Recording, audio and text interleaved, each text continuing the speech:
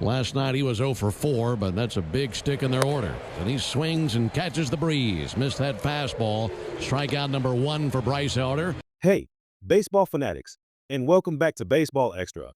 Tonight, we're dissecting a game that had everything in dominant pitching, explosive hitting, and strategic plays that kept us on the edge of our seats. We're talking about the Braves facing off against a red-hot Astros squad with some serious pitching matchups and offensive fireworks. Let's get right into the thick of it. The Braves were looking to kick things off strong, pinning their hopes on the impressive Bryce Elder. He's been absolutely phenomenal lately, often referred to as double nickel by fans for his consistent roll-on-the-mound performances.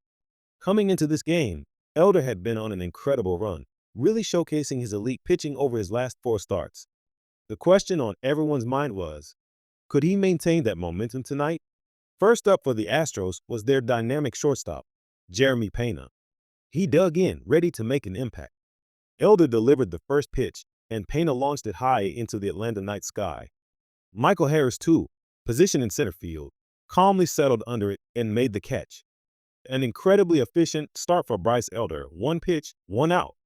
You love to see that kind of precision from your ace. Next at the plate was the formidable Yordan Alvarez. He had a rare 0 for 4 night yesterday, but we all know the immense power he brings to the lineup. Alvarez took a mighty swing, catching nothing but air as he missed that fastball. That's strikeout number 1 for Bryce Elder. What a fantastic start for Elder, quickly getting 2 of the Astros' top hitters out. It looked like Elder was on his way to a textbook 1-2-3 inning, but then Carlos Correa stepped up. Despite the early outs, Correa managed to reach first base, putting a runner on for the Astros. And then, much to the delight of the Astros fans in attendance, the longtime veteran, Jose Altuve, came to the plate. Altuve, always a fan favorite, stepped in with 2 outs and a runner on first. The count went to 2-2. Elder threw, and Altuve reached for it, sending it out towards Harris. It resulted in a 2-out walk, but thankfully, no damage was done. The Braves' defense held strong, and it was time for their bats to come alive. As we transitioned to the bottom of the first, we were back here in Atlanta, and the Astros had their own formidable presence on the mound, Hunter Brown. This guy, often affectionately called the Diesel by the Astros faithful, has been absolutely lights out this season.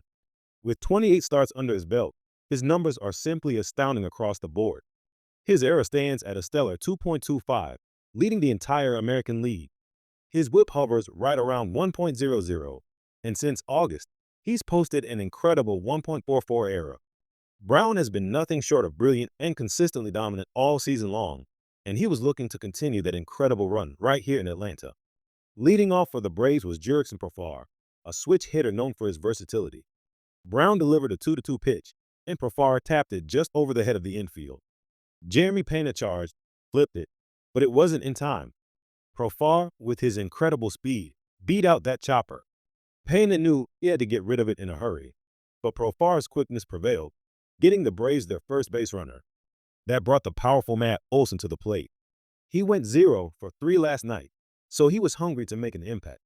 Profar, taking a huge lead at first, decided to take off. The throw from Yainer Diaz, the Astros' catcher, was unbelievable. Wow, what an incredible play. Profar, despite an amazing lead and a great jump, was gunned down by Diaz. This was only the second time Profar had been caught stealing all year. That was a truly magnificent catch, throw, and tag by the Astros' battery. An incredible display of defensive prowess. Olson then hit one towards Jose Abreu at first base. Abreu drifted to his right, had plenty of time and room, and put it away for the second out. Next up was Ronald Acuna Jr., the right-handed hitting right fielder who launched a home run yesterday. Acuna hit a ground ball towards Correa, who picked it cleanly and fired a strike to Christian Walker at first. That was a strong start for Hunter Brown, as he faced the minimum, completely wiping out that leadoff hit with Diaz's incredible pickoff.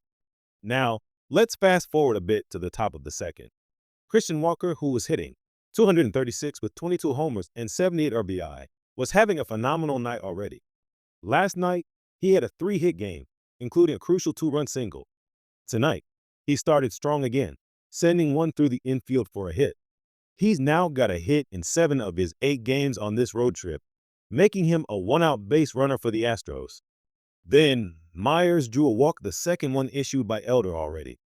Now the Astros had runners on first and second with Yainer Diaz coming up. Diaz hit one up the middle, and it got through for a hit. Christian Walker was waved home, and he scored easily. That made it 1-0 Astros, thanks to Yainer Diaz picking up his 64th RBI of the season. With 2 outs and 2 on, Jeremy Pena stepped up again. Pena has a knack for hitting with runners in scoring position, and he proved it again. He absolutely tattooed one to the wall. That ball was going to score too. In came Myers, and here came Yainer, sliding in safely. It was 3-0 Astros. JP3, Jeremy Pena, delivered a massive 2 RBI double. That was a thing of beauty. He laid off a couple of pitches outside the zone, then got a changeup hanging right over the plate and absolutely crushed it. The Astros were officially off and running again, showcasing their potent offensive firepower.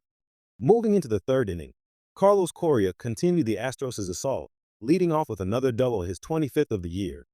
That brought up Jose Altuve, and he hit a ball into right field that was going to be down for a hit. Correa held at third. No reason to take a chance with nobody out. That was another base hit for Jose Altuve, giving him a 3-hit series. Now, here's an interesting stat. Sanchez has incredible numbers against Elder, despite being 0 for his last 18 overall. Against Elder specifically, he's got 2 doubles, 2 triples, and a home run. This time, he grounded one to second. He needed to hustle to get an RBI, and he did. He got an RBI on the fielder's choice, scoring Carlos Correa, and Sanchez reached as Altuve was forced out at second. It was now 4-0 Astros. And then, Sanchez stole second base, his 12th stolen base in 14 attempts. With the score now 4-0 Astros, Christian Walker stepped up again. He had singled and scored in the second, and he absolutely crushed this one to deep center field. Michael Harris, too, went all the way back to the wall. This was a bomb. A towering cannon shot to center field by Christian Walker. His 23rd home run of the season, and he was now up to 80 RBI. That was a majestic shot. Walker had flailed at a previous slider, then stepped into this sinker right down the middle and sent it an astonishing 431 feet. Skywalker was truly in flight tonight. When Hunter Brown works with a lead like this, especially a 6-run lead so early in the game, you feel pretty good about your chances. We haven't seen him with this big of a lead this early in a game all season. Back in the bottom of the third, Matt Olson, who flew out to left field his last time up, stepped to the plate. He's known for his power to all fields. Olson absolutely mashed one down the line, and it stayed fair. She will. That was a blast. All the way to the top level of the chop house for Matt Olson. That was his 3rd long ball in his last 8 games. Last night, Olson went hitless, but you could tell he was making good swings. Tonight, he was locked in, crushing a curveball right in his wheelhouse. The Braves finally got on the board, making it 6-1. Michael Harris, too, the batter, came up next. We were all hoping he could get something going, especially after the incredible rally he put on after the All-Star break. He took a swing and missed at a curveball down in the zone, and that did it for the Braves in the third. A 1-2-3 inning for Hunter Brown, who picked up his first strikeout of the night. A quick note on Altuve, he had a right foot issue, but he looked to be in pretty good spirits in the dugout, hanging out with the boys. That's always a good sign. Hunter Brown continued to impress. So far, 5 innings of work, only 3 hits, no walks, and just 1 strikeout. But then, there was a swing and a miss. Hey, Hunter, back-to-back strikeouts. There we go, getting that swing and miss going for Hunter. He hadn't had any for his first 14 outs, but now, back-to-back strikeouts, and both using that curveball effectively. Nacho Alvarez, who had flown out and popped out to short earlier, came up again. He hit one on the ground, backhanded by Correa. Correa spun, threw. Oh yeah. Carlos Correa not only made the play, he got Nacho by about 3 steps. He did a great job fielding a tough hop and immediately popped up and unloaded the throw. It was a great visual of the athleticism of Carlos Correa, and then you got to see the great arm of Carlos Correa making a tough play look brilliant. Gosh, he did that so quickly. It looked like it was going to be a pretty quick bottom of the 6th. 1-2-3, go the Braves. That made it 7 straight batters sent down by the Astros' right-hander. The Astros still led by 5. Olson reached second base. Here's Baldwin, their catcher, who was 0 for 2. He hit one to right. Backing up was Sanchez. Olsen was going to tag, and this would be the second out of the inning. Olsen headed to third, and the throw would not be in time. He was already matched his career high in pitch count. This next one would be a new career high at 108 pitches. And that would be the first walk of the night for Hunter, as he missed up top, putting runners on first and third. Joe Espada, the manager, hopped out of the dugout and came to get Hunter Brown. 6 2/3 innings tonight for Hunter. He was a little frustrated he couldn't get that final out of the inning, leaving with runners on first and third in a 5-run game.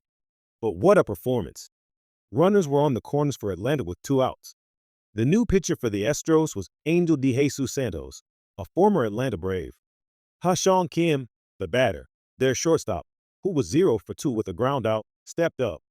And Ha-Seong Kim delivered an RBI single to center field, making it 6-2. A good at-bat by Kim, picking up RBI number 10. That run, unfortunately, went on Brown's ledger. Back here in Atlanta, the left-hander Brian King was now into the game. He got Profar to ground out to third base. Wilson, who was 2 for 3 tonight against Hunter Brown with a home run, sent this one to left. Playable for Zach Cole. Cole came in towards the line and made the catch for the final out of the inning. The Astros stranded a runner at third base, and Brian King got the lefty out to end the 8th. It was still 6-2, and the Braves were down to their final out. Here's Ozzie Albies, the last hope for the Braves. He was 0 for 2 with a walk, and he hit a ground ball to short. This could be the game. Jeremy Pena took his time, fired to first, and the Astros won it by the score of 6-2. Hunter Brown picked up his second win on the road trip, a truly deserving victory after his stellar outing. 2 in a row for the Astros, taking the first 2 games of this 3-game series. They'll be looking for the sweep tomorrow, and you can bet Baseball Extra will be here to cover every single pitch. What a fantastic display of baseball tonight. From Bryce Elder's early efficiency to Hunter Brown's dominant performance and the Astros' explosive offense, this game had it all. Don't forget to like this video and subscribe to Baseball Extra for more in-depth analysis, highlights, and all the latest news from around the league. We'll see you next time.